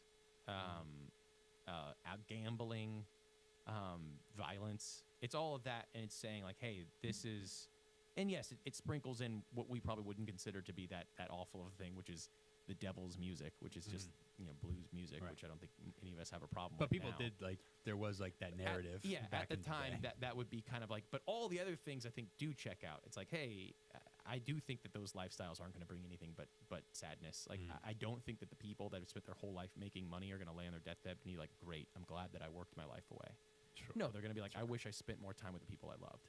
Of course, And that's so this where and this movie, it was just a little off to me that he goes, hey, but wasn't that night really great though? I'm like, oh, you're talking about the night that you committed adultery with that woman that had a husband, and that you got like super drunk, and you were at this club with everybody like gambling and drinking and grinding on each other and whatever, and like that was the peak of life to you. did seem like a sick night. To be fair, Okay, it did seem pretty sick. to like observe as a point of like, Yeah. I don't know, but I don't know, maybe on a personal level I'm still too vanilla, but I'm just like those as much of as a personal draw as I have towards gambling and sex and drinking, those are all still things that I would say you should probably, like if I had a son that I loved, I'd be like, hey, you should probably stay away from those Sure, I'm things. just talking about the music, man. The music was sick. That juke joint, dude. Screw the gambling. Gambling's not even there. It's the music. Sure. No, yes. it's If cool. this movie was just about music being Yeah. played, that would be a very different message. But for me, it was a kinda little thought it tough was a because I lot of was that. like, I thought it was a lot of music. Oh, I it definitely- thought that was I thought that was the main theme. That's what I took away from it. Well, okay. I think this is all playing The off power of music, if you will. Yes, it starts off with this narration of an ethnic woman being like, "Oh, there's a certain kind of music that can be played that people are so connected to it that actually tears at the fabric of reality and will draw the demons to you, and it will actually break the boundaries of time." And she kind of just says this, and then the movie continues on, and then that same narration plays when they're at the juke joint and when Sammy's playing, because it's like he's basically the idea is that he's so in tune with music that he's like disrupting the order of the universe, I guess. And that's cool. And like, but you are right to incline and ask a little bit more. Like, okay, well, what was the point of it? Like, if you were just to say it's about how he can play amazing music, That's not really the point of it. There's definitely another message there. He has character development as a character. Where does he go? Where does he start? Where does he end up? And for me, it was like, oh, he started at a place that I think is healthy of going, yes, I know you're going to want all these things on an emotional level. We all want those things. Like, and I'm with you. That looks like a sick night. I'm not denying that at all. That was so cool to see. Do you actually think it's like a healthy thing to grow that way? Well, no. I think I would say that his father was a strong character because he said, hey, I'm going to care for people. I'm going to give up of myself. I'm going to follow Jesus. Like, those things are compelling, awesome things. And he's like, nah, I want to play the blues. And it's like, yeah, follow that. Go and get with these married women and go and drink and go and literally almost be murdered by the devil. But that's what you learn to play, so keep playing it. And I'm like, I don't know what the message is there. But I know, but I don't that. think I need to agree with the message to like the movie. Well, that's not what we're talking about yet. We're just talking about. I'm saying you don't agree with the message, and I don't either. But okay, but I agree. But you with would the way admit that it was that's the message of the movie? Nah, I mean that's part of it. Yeah. Okay. I truly believe that the vampires is on the nose as a metaphor. For what? For appropriating black music. That biting black people means vampire is a term for like that is like culture of vampire. That is a term that's been used for white people in regards to black music. That we're vampires? Yeah. That we take. I mean, it's the Elvis Presley example. Okay. That over time, we've taken black music and kind of made it our own. Okay. But and vampire seems like a very on the nose way to, like. Then you have to ask yourself, why vampires? Why were vampires just randomly thrown into this? Probably that. But yeah. I don't think the rest of the movie echoed that at all. Well, then that's an issue with the movie. Okay. So I would say there's an so not for you. No, I thought it checked out. If I'm viewing it from that lens, and maybe it's not that lens, but if I'm viewing it from that lens, that checks out to me. Yeah, I'm not saying I agree with it, but I like the movie, and I think it portrayed the message. If that is, I haven't said that I have liked it or didn't like it at all. We've just been talking about what we think the point of the movie is, and I think everybody would agree that that is a little vague. Like it is a little like. I think it tries to tackle a lot. Yeah, it's stretching itself in a lot of different directions. Did it all hit and make sense? In my opinion, like no, not all of it did. Were there a lot of really fun and interesting moments in the movie? Definitely. Yeah. I think that it ended up kind of like a middle of the pack movie for me. Like it was really cool. Yeah. I don't know if it made a ton of sense or if I agreed with the messages. Maybe I'm reading that wrong. From what I understood, I was like, like that's just not. Those don't seem like necessarily the healthiest messages to. Yeah, but that doesn't. But does that make the movie not likable to you? If there's a message that you don't agree with. If the point of the movie is something that you don't if the point of a movie was about somebody becoming a coward, there's better movie like I'll like movies more if I agree with the message, but just because I don't agree with the message, if it's portrayed in a good way, I'll still like the movie. A good example of that would be Wolf of Wall Street. Right, like I think it was a great movie. I think it's a horrible lifestyle, but it's a great movie. And like sometimes maybe I have a harder time buying into movies like that. Okay, personally. that's fair. I think that's a personal choice. But like, I have no issue with disagreeing with the message if it's a great movie and it portrays them. Sure, sure. Like, I think you could also look at a movie like that and be like Wolf of Wall Street. I would look at Wolf of Wall Street. I'm like, that movie rules. That's a great example of what not to do. Exactly. Like it's like I've had this debate about like with my mom a lot about like Sopranos, like watching these Breaking Bad, like watching these movies that are like these are horrible people. Yeah. Why are we watching it? Like this is garbage in, garbage out. Like as a Christian, all that stuff. I look at Sopranos. I'm like, that's a great example of how not to be a dad. Like you could take the opposite lens of it. Yeah. This opens up a whole different direction. Sure, but I think it's similar to the message. Your morals and the message of the movie and how you digest it. Yeah, but that definitely like matters. Like your message in the movie is going to carry a ton, like to a lot of people. Yeah. Yeah, and I'm not saying that that's the only thing that was wrong with this movie, or the only thing that I didn't like about the movie, or that I necessarily didn't like other parts of the movie. I'm just saying, from a messaging standpoint, at the very least, it was vague. Sure. Yeah, and in my opinion, like I'm more in line with movies that try to make there be a more fine-tuned point to the movie to be like, hey, this is actually what's happening. Now you can watch it more. Inception is usually the example I go back to where I'm like, hey, listen. This is a movie that you can watch, and you can get what they're trying to do, and you can understand if they accomplish their goal or not. Now you can watch it 10 more times, get more out of it every time you watch it. But you were still able to watch it and enjoy it the first time, even though there were elements of it that were kind of like out there. Tenet would be an example of a terrible, like Tenet is like, in my opinion, is like you could watch it 12 times with a notebook next to you and you probably still wouldn't understand it. Right. You'd have to connect. And that, in my opinion, isn't just, well, you didn't get it because you're, that's me, in my opinion, saying Christopher Nolan was a little bit too far up his own ass. And he was like, okay, well, I'm just going to make this super obscure, vague time travel. I'm going to name 20 different things and keep interchanging out the names. And I'm like, all right, I'm taking points off, dude. Like, you have to let your audience join in a little bit. Whereas, and I'm not saying this one was terrible in that. I think that this is an entertaining, at the very least, you can say for the horror elements, it was really cool. Like visually, the horror elements, Awesome. great. Really, And really that was cool. that was going to be my question. Putting story aside, was it visually Yes. Amazing. appealing? It was Very, actually very incredible. cool. Okay. Very, very, very cool. And that's what I was gonna say. If you're gonna break it up into a historical timepiece, very cool. Yeah. Like it really did feel like you were there. It everything down from the. I will talk about the accents in a second, but like the costume setup, all that stuff in Yeah. the historical timepiece, which is that the beginning section, really, really cool, really well done. The musical element in the middle. I thought the sound across Yeah. the board was great. Oh yeah, and the music in the middle, very, very cool. Like I'm not even necessarily like huge into the blues or whatever, but it was all just really appealing. Really cool scene where they kind of mix all the different time periods. I've Awesome- never seen awesome anything to like see. that. Awesome That to was see. like mind blowing. The horror element, kind of in that third act, very cool too. If you're into horror, horror's not my favorite genre, but it was very visually well done. So all of those elements, great. But I do think that the story is the most important point of all those that can tie them all in together. And to be honest, if you're just going to take it at face value, okay, it's a bunch of people trying to survive the night, and they survived the night, and the kid wanted to go be a blues singer, and he went and became a blues singer. Yeah. So I do think that you could just take it at face value and be like, hey, that was kind of interesting, a little weird, but that was it kind of jumped around. It was all of a sudden a timepiece, and then everybody started playing music, and then everybody started getting eaten. But you Right. can at very least be like, that was kind of wacky and cool. Like it took you through a whole lot of different things. But yes, I think that in order for a movie to take that next step, that story and that messaging have to be like really powerful.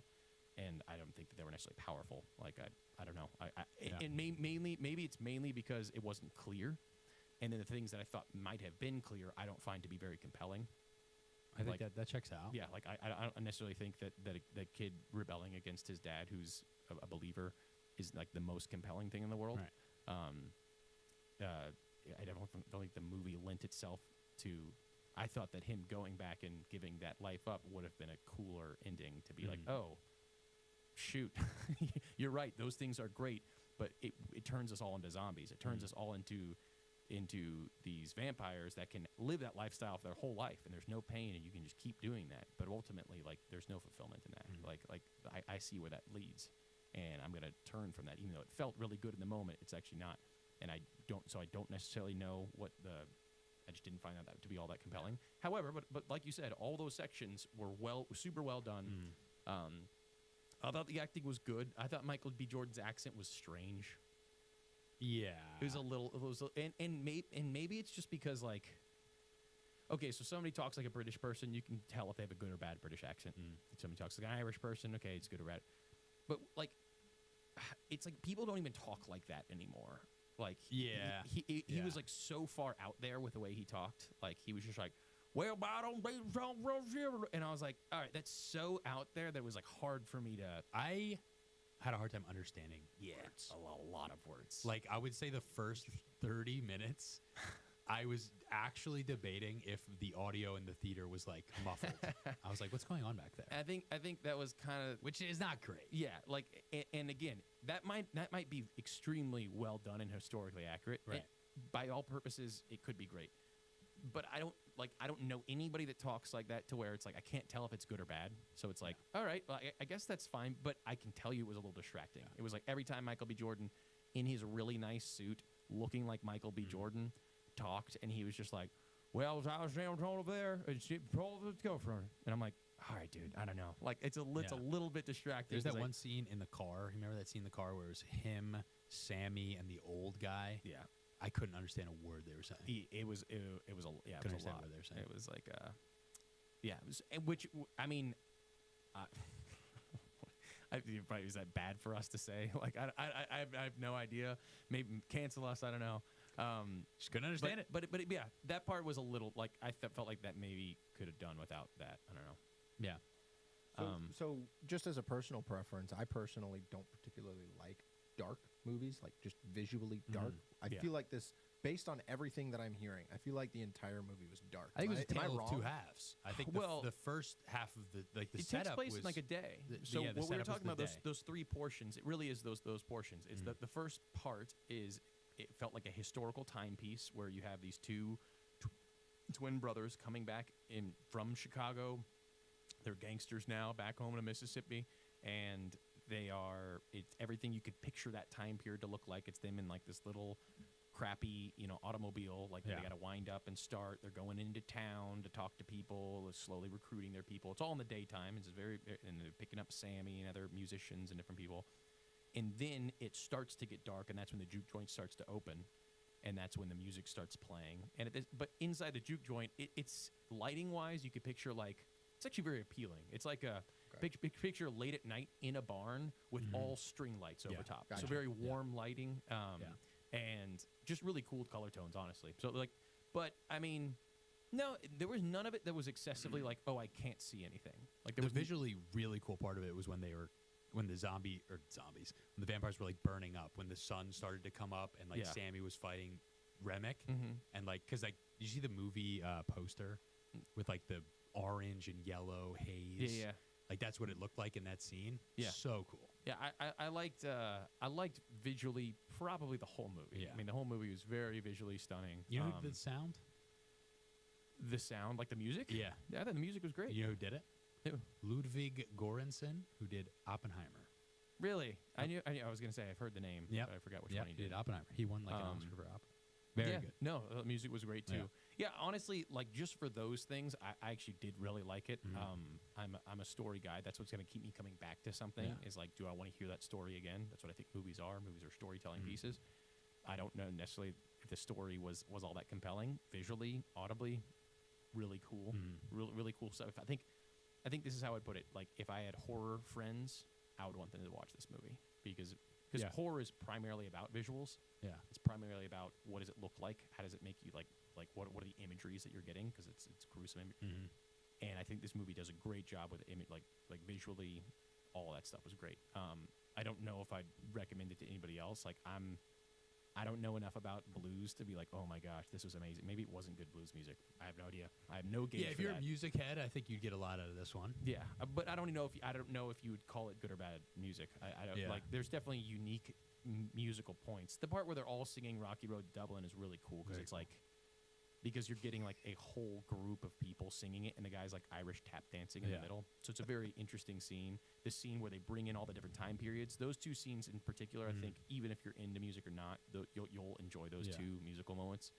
I just appreciated the uniqueness of it, man. Yeah. I've got a comical comment here. So Liam is saying that the movie is about appropriation of black music, and it was It's also an element. composed. It's an element. and it was composed by a Swedish guy. Hit him with Yeah. the horn. Hit him with the horn. I don't know. I don't know anything about this Swedish man. What side of the aisle is he on? It's Ludwig. What side of the aisle is Ludwig on? We don't know. Doesn't matter what We side don't of know the what aisle agenda he's on. pushing. Doesn't matter what We side don't of the know what aisle he's agenda he's on. pushing, bro. He's a Swede. Take all of his stuff. You won't ever heard the care. term? He's a Swede. Take his things. He won't care. No, dude. There's so many cool scenes in this. I like. It definitely does qualify as far as like it's a new movie with Right. a new idea. So for that, it's not my type of movie just for Greg's purposes, but a very cool movie. And it's unique in the sense that it's not a sequel, it's not a remake. I couldn't tell if it was woke or not. But it there at least wasn't obnoxiously shoved down I your think throat. the fact it that you wasn't, can't and it tell- could have been and because it's that time, and it wasn't. I feel the same way. I couldn't tell. I think that's good. Yes, Right. I exactly. think That's that's a why I good was thing. like, that's fine. If you're at the very least making it not obnoxious and like so on the nose. Exactly. This is the on the nose. It's right. It's Yeah. it's watching Mickey 17 that you're like, this is the dumbest Exactly. thing I've ever Yeah. seen in my Yeah. life. Where So it's like, one of listening to you guys describe the movie, it almost reminds me of the concept of what is that Abraham Lincoln movie where he goes- Abraham Lincoln Vampire Slayer. That's the one. Yeah. Never Like in seen terms of it's such a weird storyline that it's just so unique. Yeah. Right. Like that's what it reminds me Yeah. of. So That's actually a very good. I wonder never if seen it. You've never seen it? No. I saw it in theaters when I was 18, 17. Because my brother worked at the theaters and he could get us in for free, and so we literally saw every movie, and that was like last on our list. I was like, we've seen everyone. I was like, we haven't seen that Abraham Lincoln vampire, and I was like, well, might as well. I don't remember anything from the movie, but I bet you it probably feel very similar. Inspiration. It probably feels inspired similar. by I it. mean, it's similar time period. It's about vampires. Yeah. Yeah. I just remember there was one scene where he's got an axe and he was like swinging at these giant trees, and like as soon as the axe would make contact with the tree would like explode. So he's just like, That's such a funny like plot for a movie. I Like, mean, someone it's went a to like an similar exec feel. and was like, "I got one for you." well, I think it's off Abe of a Lincoln, novel never heard of him? actually. It's actually an adapted screenplay, if I'm not Really? mistaken. Yeah. Crazy. So one of the comments here is saying that they want to talk about how terrible the blood effects were. I didn't think they were that bad. They did, I don't really remember anything about them. I feel like if they were that bad, I would have remembered. They were excessive. They were like sure. like somebody would be stabbed and it'd be like it would be like mechanically shooting water. Oh, like no. it was. But I mean, It's hard to do a vampire. sometimes movie. movies do that, and it like just kind of like Django, where it's just like completely excessive. And like I love that movie. Like I just think it's hilarious. How yeah. every time somebody Oh, gets shot, it's like an explosion. It's like they just literally explode and like shoot across like the lawn, like when Yeah. they're just shot with a gun. Like that. It definitely didn't feel like that, but it was excessive blood. I don't remember it being horrible. I do remember the CGI snake at the beginning being absolutely awful. There was Oh, a yeah, CGI yeah, yeah, rattlesnake, and Oh, they like no. stab it, and it Yeah. was just like comical levels of bad. Yeah. To the point where like, they threw it on the ground, and then it shows it on the ground, and I'm like, no boy, there's a screensaver from the 1950s. So another comment here saying that the eyes that were on the vampires were red and that was pretty interesting. I have a question about that because Yeah. if they didn't know or they were confused at times as to whether or not they were vampires, were they red turned the it- they entire turned time? it on. they could So it turn was it on and off. Yeah. Oh, okay. And there were some. That's kinda cool. I will say, if we were just going to talk about the horror visual elements of it, we could actually talk about some really cool stuff. Yeah. Because yes, there's a scene specifically where one of the guys goes out, the bouncer. I loved that scene. He goes out to pee, and like you're seeing all these fireflies around, and then you slowly see like two eyes like turn on, and you kind of like blending them in with fireflies, and you kind of look around, and you can tell those the audience that's the eyes of like a vampire, and that's another eyes of a vampire. So they would look like normal humans, but when they would start to get their bloodlust or whatever, they would start to drool, and then their eyes would gloss over red. And so when the eighth black girl goes out there and talks to them initially to be like, hey, like maybe we'll let you guys in to get your money. She's like kind of like she's kind of coming over to their side, and they're like, oh yeah, like I think, and this is something we can dig into too, but like they were very attracted. Like they're like, oh, you're in pain. We could actually free you from that pain. Mm-hmm. It was like oh, like so she started talking about her life, and he was like, I can tell you've been in pain, and he's like really sympathetic. But then he starts drooling, and his eyes get red, and she's like, Yeah. and he like turns and wipes it off, so he can tell he was like, and so she starts to walk back, and like you just see in the background him stand up, and he's blurred, but then you see his eyes turn to red, and he just like leaps Yeah. out of the screen, and he just like he comes down at her, and it cuts to another scene, Yeah. and it's like that was really cool. Great Like scene. that was like Yeah. you just know he just tore her apart. The other scene I really loved that you were just mentioning was the bouncer scene, because that's when it really stuck with me that they need to be invited in. Yeah. When the bouncer tries to come back, Yeah. and we don't know if he's a vampire. We can assume he probably got bit, but he tries to come into the barn, and like he's trying to say things, so he gets He's invited like, in. hey, you gonna let me in or not? Yeah, And you he's gotta let like- me in. Like he's acting and semi-normal, except some of his lines are like, "Why don't you just come in?" And the wife was just like, why are you acting like that? Like you like, because he's like, they're like friends, but they're like kind of rough friends. They're always Yeah. making fun of each other and shoving each other. And Yeah. she's like, you should have come in here and like slap my husband in the face after like how he's talked to you so far. And Why they're are you like, still standing out there? You came in before. And he's like, well, can't I be polite and just ask to come in? And then they're all just kind of looking at each other and like, Yeah. you are putting like that is a story building point. It's Yeah. also like, it definitely like the wife, the kind of gypsy wife is definitely like the arbiter of like she can tell what's going on pretty much the whole movie. She's just like, okay, this is like they're vampires. Okay, they have to be invited in. She like she's like the wise one. Right. She's kind of batting out of her league with Michael B. Jordan, isn't she? That was also weird. So, yeah, too. You want to where- hear something funny? I watched it with my buddy Kyle. I thought it was his mom. And I watched it with my buddy Kyle, and he went to the bathroom when they had sex. Oh gosh. Like that whole scene, he was like Yeah. in the bathroom, so he comes back and like the movie, and then like at the end, like at the way end, he's He's like, wait a minute, are they? He's like, why Are is they it, married? Why are him and his mom so Yeah, close? why is he killing his mom? I literally thought that it was his mom. Or his aunt or something. Yeah, like I there was no way that I was like, oh yeah, and this is clearly Didn't work. nah. No. Well, because the other girl is so like young and gorgeous. It's Josh Allen's girlfriend. You know? Yeah, it's who? Josh Allen's girlfriend. That's Josh Josh Allen's Allen's girl. wife, Okay. fiance Haley Steinfeld. Isn't that the girl from True Grit? She's from Ender's Yeah, Game. I think so. Yeah, I think so. Okay, yeah, she's Yeah. from a lot of things. Yeah. She was a kid actor for a while. Yeah. There's all that dialogue about how they're like, there's like Bills players are like, I ain't watching that movie. I gotta stand up for my boy. There is some like all the sex scenes are a bit odd Yeah, and yeah. awkward and like the whole dude. So he's like recognizing that she's a vampire while like they're getting it on, and he's like, "Oh, honey, you're drooling," and then she's like, "Do you want some?" And then he's like, Oh yeah, he's like, yeah. that's And then he lays wild. down and she just hocks a loogie into his Yeah. mouth, and I'm like, and he likes Ugh. it, and he he's enjoying it. So. I'm like, there are just so many elements that I'm like, you could have done without that.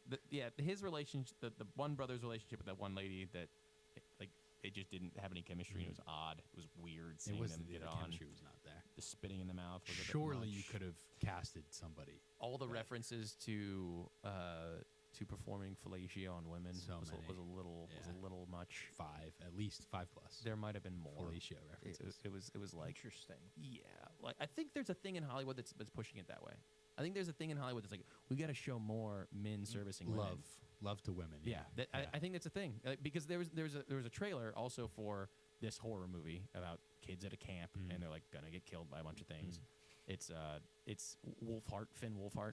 Yeah, And he's with his buddies, and they're like, "Oh, what'd you do to her, man? Did she blow you?" He's like, "I blew her." And then like the trailer continues on, and I'm just like, no 15-year-old's talking like that. I'm like, and then of What are course we this doing? whole movie, and I'm not lying to you if you haven't seen it, there are like upwards of 6, 7, 8 mentions of it, and then also displays of it.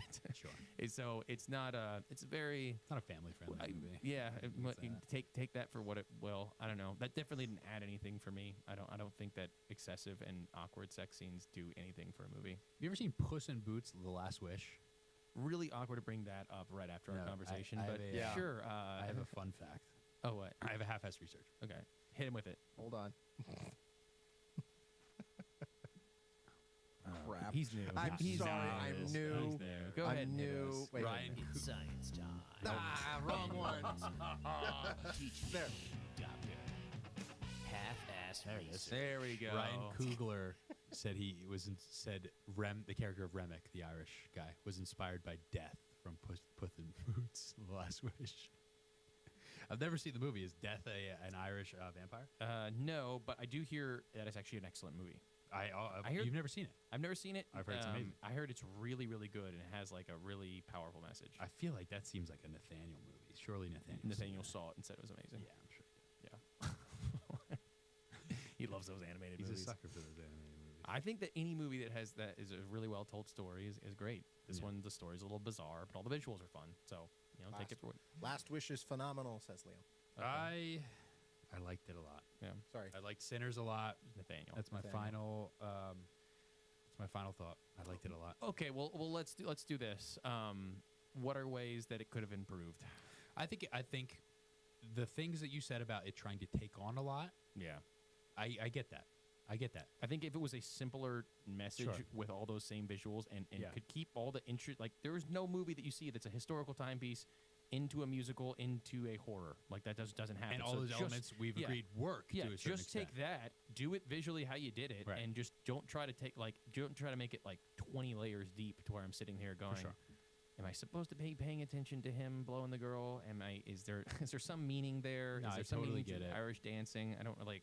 There's a lot to unpack, but I just like that it made me think a lot. I think a lot of movies, they don't make me think. I forget about them an Sure. hour after I watch it. This was not one of the. I really appreciate the uniqueness of it, but I think the main nitpick, it's not really a nitpick because it's major, is it tried to tackle a lot, Yeah, and I could see the argument that it didn't land on some of those biting things. off a little bit more than it could chew. Yeah. Michael B. Jordan. So how do we think this compares to other people who have done multiple acting in the same It's movie? better than Mickey 17. Anything. Way better Marko than is better than Mickey 17. 17 as a movie. Marko as an entire movie would be better than Mickey 17. I have Yeah, an I interesting agree. story. What about? Do you ever see? What was that one with? Will Smith, where he played his younger self. No. It's horrible. No, I'm talking about the guy who played Bane. Christian Bale. Bane. Tom Hardy. Tom Hardy played in a movie where he was two people. Wasn't Lawless. He's in a movie called Lawless. Good movie. It is a good movie.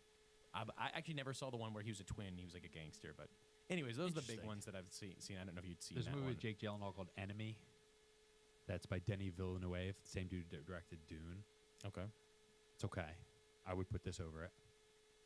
Okay. Yeah, I mean, I thought that visually, however they did that with camera work, was done really well. There was at no point that I thought that I saw pretty wild. any kind of like flub or anything. Like they looked very real. They felt like different characters, but I don't know. Like, did you feel like they were established differently enough? Oh, here's another one. Here's a great example. Army Hammer in Social Network. Oh, he's Phenomenal. good in that. Dude, It's but really something good. I love about that, and I told Marko, this is like my Mount Rushmore of movies. So like this is tough sledding. I think that they do such a good job with those twins establishing character-wise who's who. Like you know very well Right. who Tyler is and who Cameron is Yeah. by the end because you're like, oh, Yeah. Tyler's always like acting this way and Mhm. Cameron's always acting this way. Whereas Smoke and Stacks, I'll be honest with you, man. I think the names of the characters hurt it.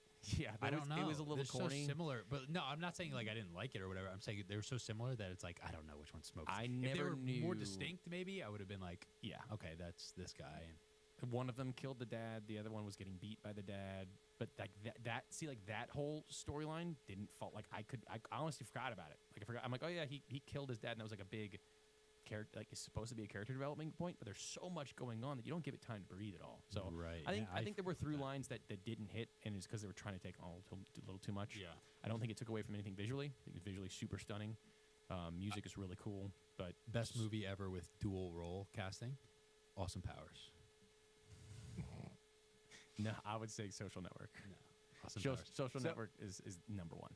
Triple dual casting. That's hilarious. Austin Powers, Dr. Evil, Fat Bastard. He doesn't play Fat Bastard. Yes, he does. Sure he does. I Sure thought- he does. I thought He that does. the guy that Sure played he Fat does. Bastard. And he plays Goldmember. Oh yeah, And he does. plays Goldmember. Okay, he He is plays Fat Bastard. Quad cast. It's ridiculous how good he Hey. is. I'd like to think Army Hammer He do kind that. of looks like a baby. I like Get over here. Get in my belly. I'd like to see Army Hammer do that. Okay. Then I'll maybe change my tune. Best quadruple Mickey 17 because there's only one. Unless you go with what is that movie? Split. Split. Yeah, but it's the same guy. It's the same guy. He it's has just different character, personalities. different person. Maddie Anyways. just texted Josh Allen's 60 touchdown season incoming after the link we sent him. Oh man. All right. So Liam, we have a little bit of news here. Getting into some news. Oh, wow. Liam will be joining us for the next couple months. 1 month.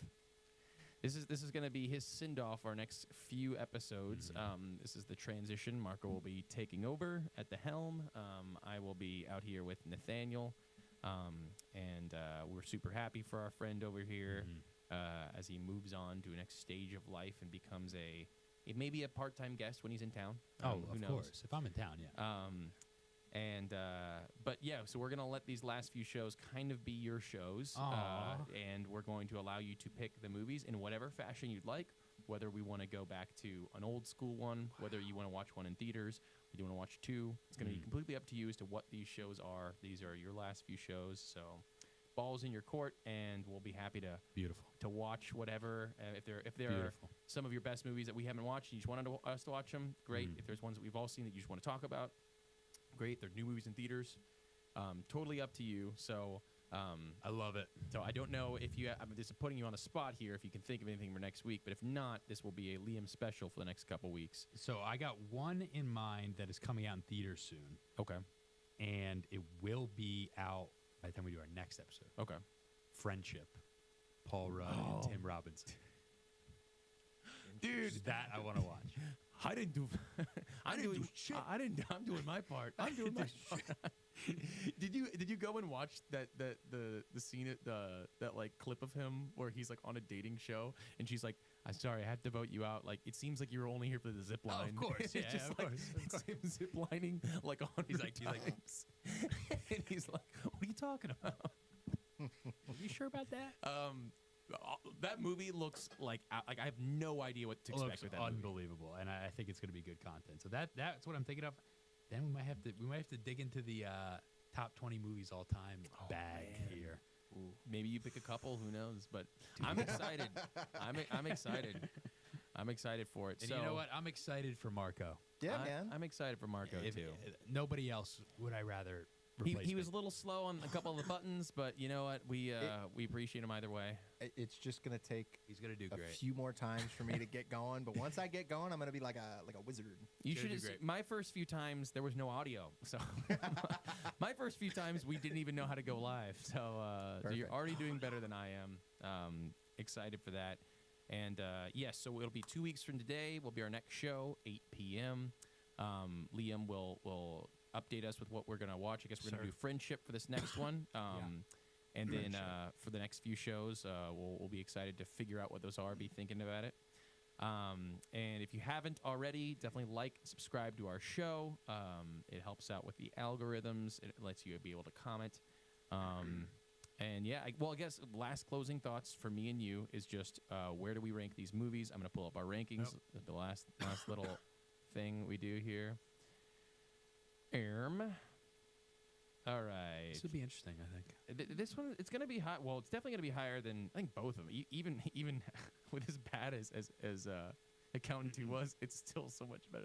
All right, so let's start with Accountant 2, and I'm gonna start fairly low. I won't go to the very bottom because obviously not. Okay, so Den of Thieves 2 or Accountant 2. Accountant 2. Accountant 2 for sure. Gladiator 2 or Accountant 2. I think I do Accountant 2. I think I do Accountant 2 as well. Heretic or Accountant 2? I think Heretic's probably a better movie, but I would watch I know. Accountant 2 I'm saying I Accountant would 2 watch for the Accountant 2. same reason. Yeah. King of the Planet of the Apes or Accountant 2? Accountant 2. I would put those in the same one where I was like, I could watch King of the Planet of the Apes. I think it's a nothing burger of a movie, Yeah. but it's cool to look at. Whereas same thing with Accountant 2. You could watch those scenes with him and Bernthal, with Affleck and Bernthal, but there's nothing happening. The Watchers, I would put Accountant 2, but now we're getting close. we have Nosferatu. I would put Nosferatu over Accountant 2. Yeah, I think I'm going to put Accountant 2 below Planet of the Apes, and you'll put it right below Nosferatu. Yeah. So that means I'm going to give it a 4.7 for Accountant 2. Kind of where I had it, to be fair. Yeah. I'll give it like a 5.8. All right, so Sinners. This is Sinners or Nosferatu. Yeah, man. I think that those are neck and I think those are virtually like the same for me. Where I was like, it's so well done and visually cool, but like I'm not super into gothic horror. And the same thing with Sinners. I'm like so visually cool and well done, but also like I'm not sure I really quite understand the messaging. You might have bitten off a little more than you can chew. It's funny that they're the same for you because they're the same for me, but I like both of them more than you did. I would say. Oh yeah, that's probably true. So they are the same, but they're What about higher. Den of Thieves 1, the first Den of Thieves? Sinners. Okay, Slingshot or Sinners? Sinners. 12 Monkeys or Sinners? Sinners. The Wild Robot or Sinners? Sinners. A Place Beyond the Pine? Oh, Place Beyond the Pine. Boondock Saints? Oh, that's such a. They're so different. Boondock Saints is They're S so tier, man. different. If you put anything above Boondocks, I love worst take ever. That's. I mean, I think There's that's, no way it could. I think that's here. Yeah, and then it's Gladiator, 12 Angry Men, Sure. which are way Obviously. above that. I'll put Boondock over Sinners. Boondock was such a hilarious first watch. Dude, that movie's amazing. Yeah. So Did I put Nosferatu over Boondock? I don't know what you put. I keep track of mine. This is why I go off mine every time. I thought you were keeping track of mine. What? I thought you had one for me. I thought you had one for me. Give him the horn. What the heck? No, the other horn. What the heck, dude? Don't worry about it. I thought you were handling this whole thing. No, I do my rankings, and that's what I go off of. Fair enough. But anyways, all right. So, No, so I mean, hey, movies. It's I nice to gave go s- back in movie theaters. I though. gave Sinners a 6.2. I would give it like a 7.5. That's fine. Yeah. Yeah, I think that was it was very cool. I mean, Yeah. but nothing groundbreaking. I don't think I'm ever gonna like remember that. Like Yeah. a few years down the road, I'm not gonna be like, let's go back and watch Sinners. Yeah, but like, dude, think about all the movies we watched in theaters last year. Sinners is pretty damn good compared to all those. Oh, that's what. Right? It was in the list of the rankings. It was like top Yeah. 7 of like the 30 that I have there. Dude, Or- last year was brutal. Yeah, it was We've rough. already seen like It made me cancel my subscription. I was like, all right, Yeah. I'm gonna get an A-list membership so I can go to movies. And I was like, nope, canceling it. Yeah. These movies are terrible. you got to see Warfare too. I did. I You watched did. it with you. I don't know if you remember, but I was sitting next to you in the theaters. You absolute buffoon. You ape of a person. That movie That was was not a great. bit, If yeah. I was putting that on Yeah. this, that would be very high. Dude, that'd be like that's like an 8. Yeah, that was very high. Although it was strange because it almost didn't qualify as a movie. It wasn't really a movie. It was like nothing I'd ever seen before. It was like a realistic depiction of a real yeah, moment. yeah. It wasn't like there wasn't any character development. There was the acting was you're just gonna act like a real person, so it's Yeah. nothing dramatized. It was all Yeah. very grounded. Did a good job in that though. It was super cool. Yeah. Anyway, sorry we lingered on a bit here at the end, but excited that you guys joined us. Join us in a couple weeks. We're going to be watching Friendship. So if you haven't seen it, go out and see it in theaters so you can tag along with us and chat along in the chat. And hopefully we'll have the whole squad here in a couple weeks.